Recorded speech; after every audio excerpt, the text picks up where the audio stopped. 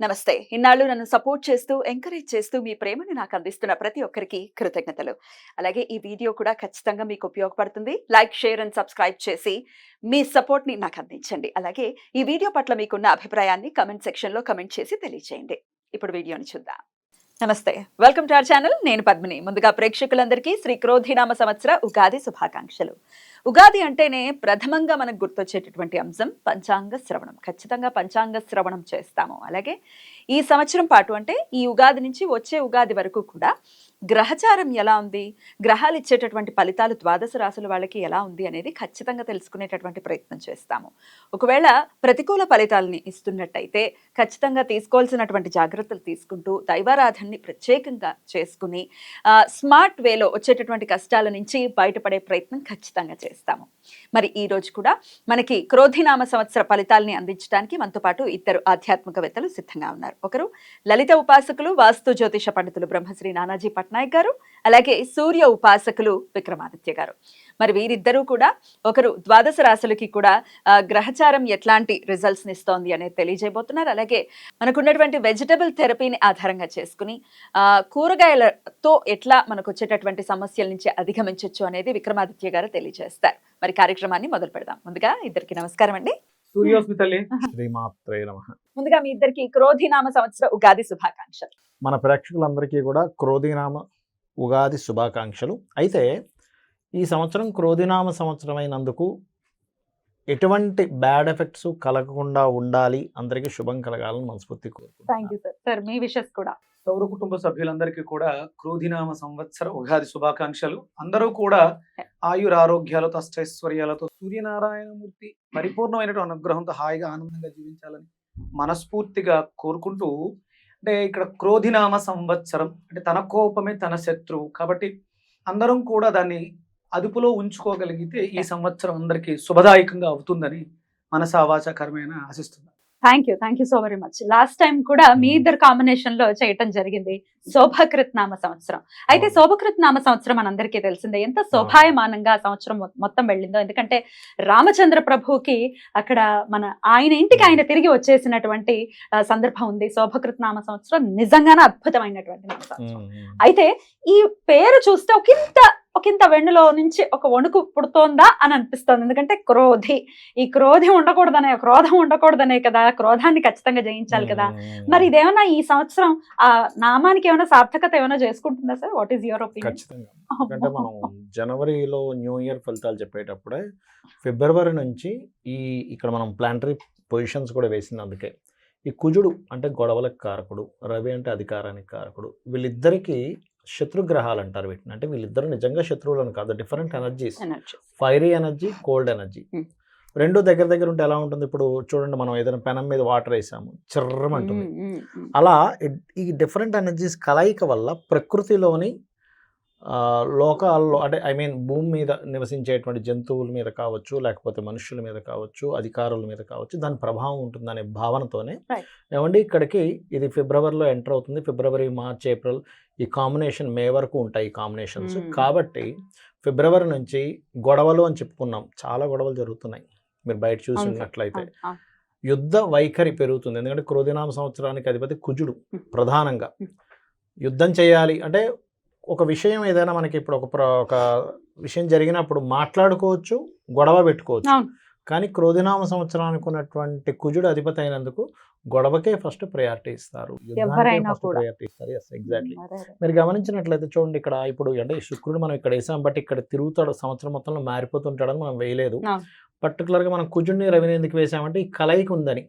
అందుకే ఫిబ్రవరి నుంచి ఇప్పుడు జల ప్రదేశాల్లో హైజాక్లు అవ్వడం కానీ, లేకపోతే మనకి చూడండి బుధుడు మొన్న ఇక్కడ నిలిచబడ్డప్పుడు కూడా గమనించినట్లయితే స్కామ్, దాని ఏమంటారు, షేర్ రిలేటెడ్ సంబంధించిన స్కామ్స్ అవ్వడం కానీ, షేర్స్ కారకుడు బుధుడు కదా.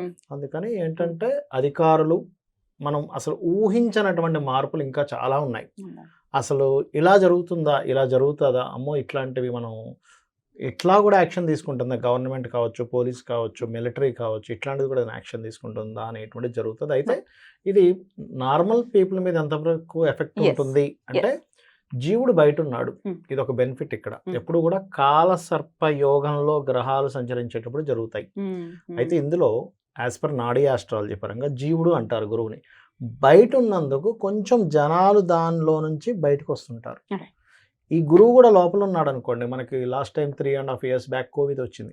అప్పుడు గురువు కూడా లోపల ఉండి ఇక్కడ సంచరిస్తున్నాడు. అప్పుడు ఇక్కడ నీచబడి ఉన్నాడు అప్పుడు గురువు. ఇప్పుడు ఎంత భయానకమైన భయం, ఎందుకంటే జీవుడు కూడా నీచబడిపోయాడు కదా. Right. అందుకని జనాల మీద ఎఫెక్ట్ చూపించింది. ఇప్పుడు ఏంటంటే దేశాల మీద, అధికారుల మీద, యుద్ధ సంబంధించిన వాటి మీద, దీని మీద ఎక్కువ ఎఫెక్ట్ ఉంటుంది. Right. జనాలు కొంచెం దాని నుంచి బయటపడతారు. Right. కాకపోతే ఇక్కడ నేను చెప్పేది ఏంటంటే ఈ కాంబినేషన్ ఉన్నప్పుడు సహజంగా ఎక్కడైనా ఇరుక్కొని ఏ బాంబు పేలుల్లో ఇట్లాంటివి ఇరుక్కోకుండా ఉండాలంటే అమ్మవారిని తలుచుకోవడము, లేకపోతే సూర్యుల్లోనే అమ్మవారిని చూసుకుంటూ చేయడము, చండీ పారాయణం చేయడము, ఏదైనా ఒక శక్తి దేవత ఆలయాలు, ఆంజనేయ స్వామి టెంపుల్కి వెళ్ళడం, లేకపోతే సుబ్రహ్మణ్యేశ్వర స్వామి ఆలయానికి వెళ్ళడం చేయడం ద్వారా ఈ యొక్క పరిస్థితి నుంచి బయటపడతారు. తప్పకుండా సరే. ఇది అయితే కామన్ పీపుల్ కి ఎట్లాంటి రిజల్ట్స్ ఇస్తుంది అనేది మన మెయిన్ మోటో కూడా ఈ ప్రోగ్రామ్ చేయడానికి. ఎగ్జాక్ట్లీ. సో ఒక్కొక్క రాశి వైజ్ గా కూడా ఒకసారి మాట్లాడుకుందాం. అంతకన్నా ముందు క్రోధినామ సంవత్సరం మరి పేరు భయానకంగా ఉంది, అది డెఫినెట్ గా సార్థకం చేసుకుంటుంది అని అంటున్నారు. కాబట్టి వాట్ ఈస్ యువర్ ఒపీనియన్? ఆయన చెప్పినట్టు కుజుడు యొక్క ప్రభావం అధికంగా ఉంటుంది కాబట్టి కుజుడు అగ్ని నక్షత్రంగా తీసుకుని మేషాన్ని అగ్ని రాశిగా తీసుకున్నప్పుడు వృచ్చికం కూడా అంతే కదా సార్. ఆ వృచ్చికం కూడా వృచ్చిక మేషాలకు అగ్ని జల రెండు కలయిక కాంబినేషన్. ఇది ప్రధానంగా అంటే మనలో ఉండేటువంటి అగ్నితత్వాన్ని పెంచుతూ ఉంటుంది. దాన్ని శాంతింపజేసుకోవడానికి కుజుడికి ప్రధానంగా ఉన్నటువంటి కూరగాయలు మనం ప్రధానంగా తీసుకునేది బూడిద గుమ్మడికాయ గురించి మాట్లాడుతూ ఉంటాం. అంటే కడుపు మంట, కడుపులో మంట, ఇవి రెండు కూడా అగ్రెసివ్ అయ్యే అవకాశం ఉంటుంది. అంటే తన కోపమే తన శత్రువు అంటారు. క్రోధినామ సంవత్సరంలో విపరీతమైనటువంటి కోపతాపాలకి అవకాశం ఎక్కువగా ఉంటుంది కుజుడు ప్రధానంగా తీసుకోవడం. ఇప్పుడు మనం ఈ ఎపిసోడ్ మంగళవారం చేస్తున్నాం, మనకి క్రోధినామ సంవత్సరం కూడా మంగళవారం వస్తుంది. కుజుడు ఆధిపత్యం తీసుకోవడానికి ఇది కారణం అవుతుంది. అంటే సిమ్టమ్స్ నేచర్ మనకి చెప్తుంది, కొంచెం జాగ్రత్తగా ఉండండి. అంటే ఇప్పుడు మనం ఆ అగ్నిని తట్టుకోవాలంటే వరుణ దేవుడిని ఆశ్రయించాలి, అంటే చల్లదనాన్ని మనకి తీసుకోవాలి. అందులో గుమ్మడికాయ, బూడిద గుమ్మడికాయకు ఉన్నటువంటి తత్వం అగ్నితత్వం అయినా అది ఉష్ణైన శీతలం అంటారు. వేడితో సమయంపై ఆవిరై వర్షంగా కురుస్తుంది. అందుకని ఇక్కడ మనం బూడిద గుమ్మడికాయని, బీరకాయ అంటే మనకి డయాబెటీస్ వ్యాధి పెరిగే అవకాశం ఎక్కువ ఉంది. అలాగే గ్యాస్ట్రిక్ ఎసిడిటీ సమస్యలు విపరీతంగా ఇబ్బంది పెట్టే పరిస్థితుల్లోనే ఆ గొడవ తత్వం వల్ల, అరవటం వల్ల, ఇప్పుడు మీరు ఒక పెద్ద గొడవ జరిగింది, ఆ గొడవ అయిపోయిన వెంటనే మనం భోజనానికి కూర్చుంటే ఆకలేదు, చచ్చిపోతుంది కదా, ఆకలి చచ్చిపోతుంది. అన్ని ఫీలింగ్స్ చచ్చిపోయి ఉంటాయి. అందుకని ఏంటంటే సందర్భానుసారం మనం గుర్తించాల్సింది అవసరం ఎంత ఉంది అని గుర్తించుకోవాలి. ఎక్కువగా ఈ సంవత్సరం అంతా కూడా బూడిద గుమ్మడికాయని ఆశ్రయించడం ద్వారా, బీరకాయని ఆశ్రయించడం ద్వారా మనం క్యాన్సర్ దగ్గర నుంచి ఎసిడిటీ స్టార్టింగ్ మరి క్రోధినామ సంవత్సరం కుంభరాశి వారికి ఎలా ఉందో ఇప్పుడు చూద్దాం సార్, మీ ప్రెడిక్షన్ సార్. తప్పకుండా అమ్మా. ఈ కుంభం వారి కనుక చూసుకుంటే సేమ్ మకరం లాగే 14 ఉంది. అంటే ఆదాయం 14, 14 లక్షలు సంపాదిస్తే 14 లక్షలు ఖర్చు ఈక్వల్గా చూపిస్తుంది. అదేవిధంగా వీళ్ళకి రాజ్యపూజ్యం చాలా బాగుంది, 6, అవమానించే వాళ్ళ సంఖ్య 1. So no need to worry. అయితే ఇక్కడ వీళ్ళు చేసుకోవాల్సింది ఏంటంటే ఖర్చు ఒకటి తగ్గించుకోవాలి. ఏలినాడు శని ఒకటి రాశిలో సంచరిస్తుంది. ఒకటి ఈ ఏలినాడు శని సంచరిస్తుంది. ఇప్పుడు ప్రజెంట్ ఉన్న కండిషన్లో శని కుజులు ఇక్కడ సంచరిస్తున్నారు కాబట్టి మదర్ విషయంలో జాగ్రత్తగా ఉండాలి కుంభం వారు. మీరు గమనించవచ్చు, మీరు కుంభరాశి వారు మదర్ ఎట్లా ఉందంటే ఒక 15 days నుంచి అని చెప్తే వాళ్ళే చెప్తారు వెరీ క్లియర్గా. మదర్ కారకుడు చంద్రుడు ఇక్కడ ఉన్నాడు, దాని మీద శని కుజుల ట్రాన్సిట్ ఖచ్చితంగా ఇబ్బంది ఉంటుంది, జాగ్రత్తగా ఉండాలి.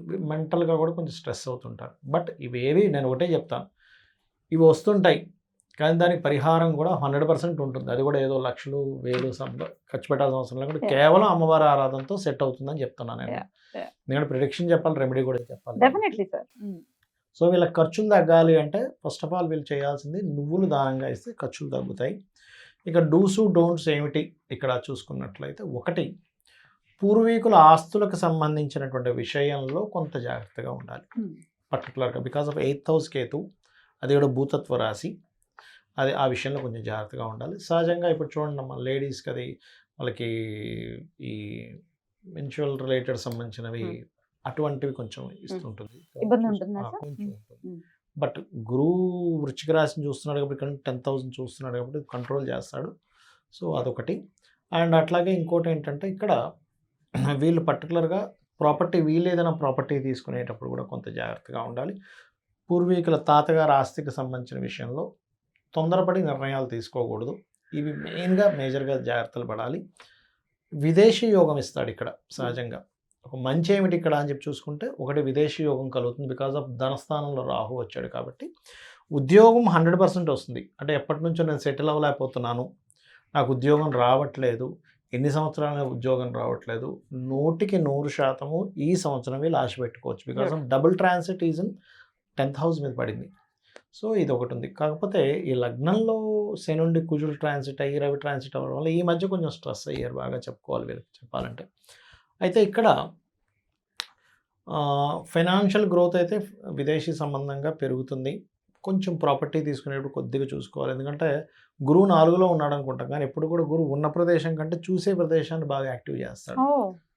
అది కూడా పాప అయినప్పుడు, పర్టికులర్గా శుభుడైనప్పుడు వేరు. మళ్ళీ ఈ లగ్నానికి పాపి కదా గురువు, అందుకని ఉన్న ప్రదేశాన్ని యాక్టివేట్ ఎప్పుడు చేయడు. ఉన్న ప్రదేశం మీద స్ట్రెస్ ఇస్తాడు. అంటే ఏదో ఇల్లు కొనేసుకుందాం హడావిడిగా డబ్బులు పెట్టేసి రాంగ్ ప్లేస్ లో కొనడం, ఎక్కువ పెట్టి కొనేసుకోవడం, వచ్చిన జీతానికి సంబంధం లేకుండా ఉంటుంది, దాన్ని తప్పించుకోలేక ఇట్లాంటివి ఇస్తాడు ఎప్పుడు కూడా గురువు.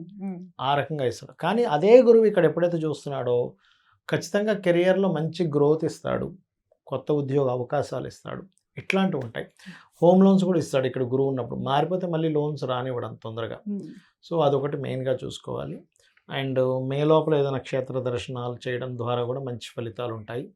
అండ్ సంతానము, షేర్ మార్కెటింగ్ విషయాల్లో కొంత జాగ్రత్తగా ఉండాలి. బికాజ్ ఆఫ్ మనం కేవలం ఇది ఒకటే చూస్తాం, బట్ దీన్ని ఈ రాశి కూడా కంట్రోల్ చేస్తుంటుంది. ఎప్పుడు ఈ 2 రాసుల్లో ఉండే గ్రహాలు కనెక్టివిటీ పెట్టుకుంటాయి. 2 బుధ రాసులే కదా, కాబట్టి ఈ 2 రాసులు, ఈ 2 రాసులు, ఈ రెండు అట్లా కనెక్టివిటీస్ ఉంటాయి. ఇలాగే రివర్స్ లో కూడా ఇక్కడ ఉండే గ్రహాలు, ఇందాక మనం మాట్లాడుకున్నప్పుడు ఇక్కడ ఉండే గ్రహం కనెక్టివిటీ ఉందండి అని చెప్పుకున్నాం. కింద కూడా ఈ రెండు కాదు, ఇట్లా మళ్ళీ ఇక్కడికి వస్తారు. సో అందుకని కొంచెం షేర్ మార్కెటింగ్, పంచమంలో షేర్ మార్కెట్ ఉంటుంది. కేతు ఉన్నప్పుడు ఏం చేస్తారంటే 5-8 కారకులు కాబట్టి షేర్ మార్కెట్లో తొందరపాటు పడి నిర్ణయాలు తీసుకోకూడదు. సంతాన విషయంలో కొంచెం జాగ్రత్తగా ఉంటే సరిపోతుంది. అండ్ వివాహ యోగం అనేటువంటిది ఈ సంవత్సరం మే లోపల చూపిస్తుంది, లేదు అంటే మళ్ళీ సెప్టెంబర్ మిడిల్ నుంచి చూపిస్తుంది. చూసుకుంటే ముఖ్యంగా ఆస్తులు కొనుగోలు అమ్మడాల విషయంలో, ముఖ్యంగా తాతగారి ఆస్తి విషయంలో ప్రధానంగా జాగ్రత్త తీసుకుంటే వీరికి సరిపోతుందని చెప్పొచ్చు. అయితే వీళ్ళు ఎక్కువగా చేయవలసినటువంటి దేవత ఆరాధన ఏమిటి చూసుకున్నట్లయితే, పర్టికులర్గా వీళ్ళు బుధవారాలు ఉలవలు దానంగా ఇవ్వడము, శనివారాలు నువ్వులు దానంగా ఇవ్వడం మంచి ఫలితాలు ఇస్తుంది. నామస్మరణ కనుక చూసుకున్నట్లయితే లలితా సహస్రనామాల్లో ముఖ్యంగా శ్రీమాత్రే నమః చేసుకుంటుండాలి. ఎందుకంటే సంతానం విషయంలో ఒకటి చెప్పాము. అండ్ అదేవిధంగా కామేశ్వర ముఖాలోక కల్పిత శ్రీ గణేశ్వర అండ్ ఓం మాధవాయ నమః అనే నామస్మరణ బ్రహ్మాండంగా పనిచేస్తుంది వీరికి. అయితే నేను చెప్పేది ఒకటే, గ్రహస్థితులు ఎలాగున్నా మీరు వర్రీ అవ్వకూడదు ఎప్పుడు కూడా. ఇది మన కర్మ వల్ల వచ్చింది, కానీ అమ్మని పట్టుకున్నామా అన్నీ క్లియర్ అవుతాయి అనేది ఒక్కటి ఫిక్స్ అవ్వాలి మైండ్లో. అనుకోవడం వేరే, ఫిక్స్ అవ్వడం వేరే. నేను అమ్మవారిని నేను పట్టుకున్నాను, నాకు అన్నీ ఆయనే చూసుకుంటాడు. ఇప్పుడు విక్రమాదిత్య గారు ఉన్నారు, నేను సూర్యభగవాన్ని పట్టుకున్నాను, అన్నయ్య చూసుకుంటాడు అని అనుకున్నాడు. అట్లా నేను అనేది. వీళ్ళకి వాతం ప్రధానంగా ఇబ్బంది పెడుతూ ఉంటుందమ్మా. వాయు సంబంధమైనటువంటి సమస్య ఎక్కువ ఇబ్బంది పెడుతుంది కాబట్టి గురుగారు చెప్పిన దాని ప్రకారం చూస్తే పొట్లకాయ ప్రధానంగా కారకత్వాన్ని వహిస్తూ ఉంది. పొట్లకాయ, నిమ్మకాయ అంటే వ్యయ స్థానాన్ని కూడా చూపిస్తుంది కాబట్టి పొట్లకాయ, నిమ్మకాయ, దొండకాయలు ప్రధానంగా తీసుకోవాల్సినటువంటి వెజిటేబుల్స్. అది అష్టమ స్థానంలో కేతు అండి గురుగారు, అష్టమ కేతు దాని ప్రభావం. అందుకని కొంచెం లివర్కి సంబంధించిన సమస్యలు ఇబ్బంది పెట్టే పరిస్థితి కనిపిస్తుంది. అందుకని వ్యయాధిపతికి సంబంధించినటువంటి నిమ్మకాయని పంచమానికి సంబంధించి చంద్రుడు కుంభం 2, 3, 4, 5, 6 షష్టమ స్థానం రోగస్థానం, వాతానికి సంబంధించి ఉన్నది కాబట్టి పొట్లకాయ, నిమ్మకాయ, దొండకాయలు ఈ 3 కాంబినేషన్లో తీసుకోవడం ఒకటి. వంకాయ, బీరకాయ మీకు గురుడు యొక్క ఆస్పెక్ట్ ఉన్న స్థానాన్ని కాకుండా దృష్టి స్థానం మీద ఎఫెక్ట్ ఇస్తాడంటున్నారు కాబట్టి గురుగారు చెప్పిన దాని ప్రకారం వంకాయని బీరకాయని కలిపి కాంబినేషన్. ఒకవేళ ఈ జాతకుల్లో ఎవరికైనా క్యాన్సర్ రిలేటెడ్ ప్రాబ్లమ్స్ ఉంటే భయపడక్కర్లేదు. ఇవి రెండు తీసుకోవడం ద్వారా మనం ఆ లింఫాటిక్ సిస్టమ్ని యాక్టివేట్ చేసుకుని యూరినటరీ కిడ్నీల వ్యవస్థను మెరుగుపరుచుకోవడం ద్వారా ఉన్న సమస్యల నుంచి, అంటే చాలా రకాలు మానసిక స్థితి, మనం ఆర్థిక సమస్యలు కావచ్చు, ఆరోగ్య సమస్యలు కావచ్చు, ఏదైనా సరే మనస్సు మీద ఎక్కువ ప్రభావాన్ని చూపిస్తుంది. భయం, ఫియర్స్, మనలో ఉండే ఎమోషన్సే రోగాలుగా మారుతాయి. ఆ ఎమోషన్స్ ని మనం ఈ కూరగాయల ద్వారా అదుపులో పెట్టుకోవడం ద్వారా మన జాతకంలో ఉండేటువంటి దోషాలను కూడా అధిగమించి ఉద్యోగపరంగా కానీ చాలా సంతోషం, కంపల్సరీ వృత్తి దొరుకుతుంది అని చెప్పేసి అని చెప్పడం జరిగింది. సెటిల్ అవుతారు ఈ సంవత్సరం. హ్యాపీగా సెటిల్ అయిపోవడానికి ఇంకొంచెం ఎక్కువ అవకాశం ఏర్పడుతుంది. అలాగే మనం చెప్పినటువంటి ఈ కూరగాయల్ని దానాలుగా ఇవ్వడం ద్వారా, ఇక సూర్య ఆరాధన చేసుకుంటూ సూర్యనారాయణమూర్తి ఆరాధన, ఆదిత్య హృదయ పారాయణం, మణిపద్మేహ మంత్రం జపాన్ని చేయడం ద్వారా విశేషమైనటువంటి ఫలితాలు ఇంకొంచెం ఎక్కువగా పొందడానికి అవకాశం ఏర్పడుతుంది. అద్భుతం. సో క్రోధినామ సంవత్సరం కుంభరాశి వారికి చాలా అద్భుతమైనటువంటి ఫలితాలు ఇవ్వాలని మనస్ఫూర్తిగా కోరుకుంటూ ఇక నెక్స్ట్ ఎపిసోడ్ లో ఫైనల్ గా మీనరాశి గురించి తెలుసుకుందాం. Thank you so much sir. నమస్తే. సూర్య